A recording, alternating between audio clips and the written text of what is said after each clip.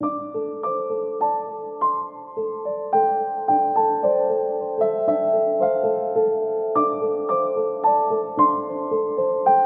नाम पिंटू अग्रवाल है। मैं जमशेदपुर से हूँ। 8 साल पहले मेरा तबीयत ख़राब हुआ था। हार्ट बीट अचानक से बहुत तेज़ होने लगा था। तो वहाँ पे एक रिटायर्ड डॉक्टर हैं, उन्हें मुझे दिखाया गया और उन्होंने कहा कि इसको हॉस्पिटल में एडमिट कराना होगा जल्द से जल्द। हॉस्पिटल में 2 दिन रखा गया था मुझे जमशेदपुर में, और वहाँ पे बोले कि यहाँ पे ऑपरेशन नहीं हो पाएगा, इलाज यहाँ पे नहीं है, तो बाहर ले जाना पड़ेगा। तो किसी तरह कोलकाता में RN टैगोर के बारे में पता चला। वहाँ डॉक्टर अतनु साहा रहते हैं।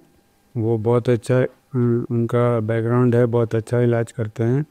उन्होंने मेरा इलाज किया। उसके बाद से मैं बिल्कुल सही हूँ, एकदम नॉर्मल लाइफ जी रहा हूँ। নমস্কার। একটা খুব ইন্টারেস্টিং কেস নিয়ে আমি আপনাদের কাছে বলবো। 8 বছর আগে একটি ছেলে আমাদের কাছে আসে, তার 20 বছর বয়স, একটা টাইপ এওটিক ডিসেকশন নিয়ে। এটা কিছুই না, একটা বেসিক্যালি মহাধমনীটা পুরো চির খেয়ে যায়।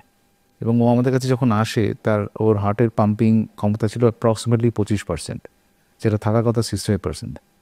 খুব ক্রিটিক্যাল জায়গায় ওনার অপারেশনটা হয়েছিল এবং আইটিইউতেও প্রায় 8-10 দিন ছিলেন উনি। তো প্রত্যেক বছরই আমাদের কাছে ফলো আপে উনি আসেন। আজকে আমাদের কাছে এসছেন। ভদ্রলোক খুব ভালো আছেন। এখন হিজ অ্যারাউন্ড 30 ইয়ার্স এজ এবং ওনার হার্টের পাম্পিং পুরোপুরি রিকভার করে গেছে।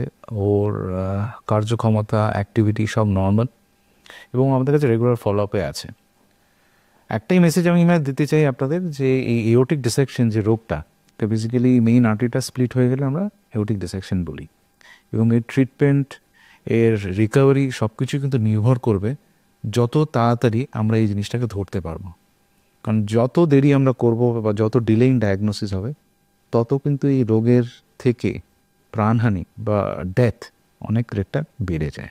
সুতরাং মনে রাখবেন, এওটিক ডিসেকশন একটা ডিজিজ যেখানে ট্রিটমেন্ট আছে, অ্যাভেলেবল আছে, ট্রিটমেন্ট করার অনেক জায়গাও আছে, কিন্তু টাইম ইজ দ্য এসেন্স। মানে আমাদের রোগটাকে ঠিক সময় ঠিকভাবে ডায়াগনোসিস করতে হবে।